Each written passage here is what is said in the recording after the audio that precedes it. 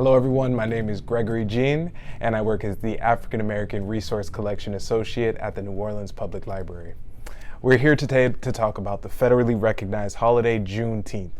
Juneteenth commemorates June 19, 1865, the day that Union Army General Gordon Granger rode into Galveston, Texas, and told enslaved peoples that they were free. More broadly, Gordon's order freed over 250,000 enslaved Texans and signaled the emancipation of enslaved African Americans nationwide.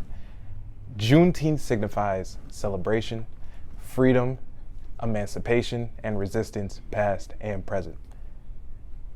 Although Juneteenth has been celebrated within African American communities since 1866, in 2021, it was formally recognized as a federal holiday. We here at the African American Resource Collection wanted to pay our respects to Juneteenth by recommending some books that reflect those previously mentioned themes. First, a title in the critically acclaimed trilogy, The Louisiana Girls, by Jewell Parker Rhodes. This coming-of-age trilogy brings together three heroic girls from across history. Today, we're highlighting Sugar, the second in the series.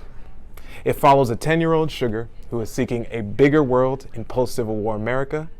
At its core, it's a touching story about a strong-spirited young girl who rises beyond her circumstances and inspires others to work towards a brighter future.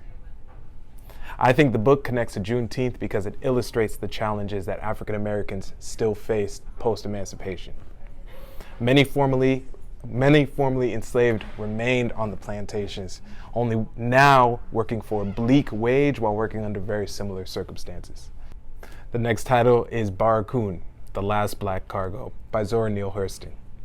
Hurston was a world-renowned author and anthropologist whose works often reflected African-American life in the South.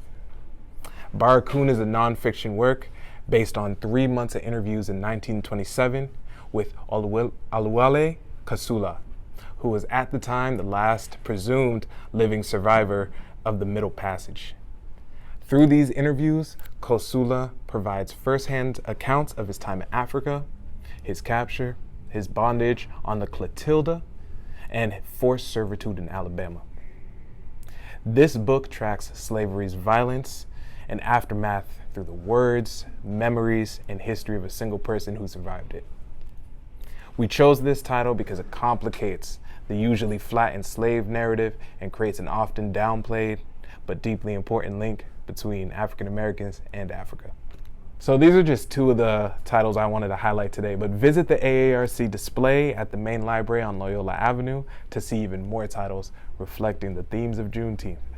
While you're there, check out the African American Research Collection for an even bigger selection of titles reflecting the local, national, and international Black experience. We have an online presence as well. Add us on Facebook.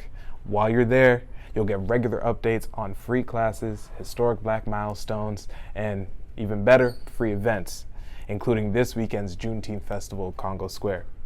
Thank you all for watching and have a happy Juneteenth.